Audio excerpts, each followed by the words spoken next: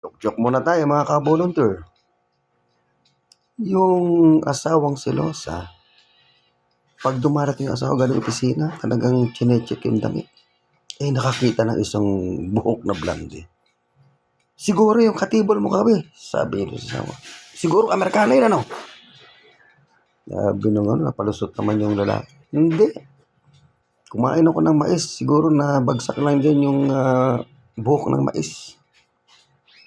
Sige. Kinabukasan, nakita na naman ng asawa na mayroong kulot. Oh, pati ba naman kulot? Pinatulan mo. Sabi niya, hindi. Halos tuloy siya. Hiniram ko yung suklay ng kumari mo doon sa opisina. Kulot yun. Kaya natalisik lang dyan. Sumunod na araw, talagang ang ginawa ng lalaki, pinagpag niya ng husto yung kanyang damit para siguradong wala na makita yung asawa. Pag uwi niya, tinignan ng asawa. Pati ba naman kalbo? Pinatulan mo na.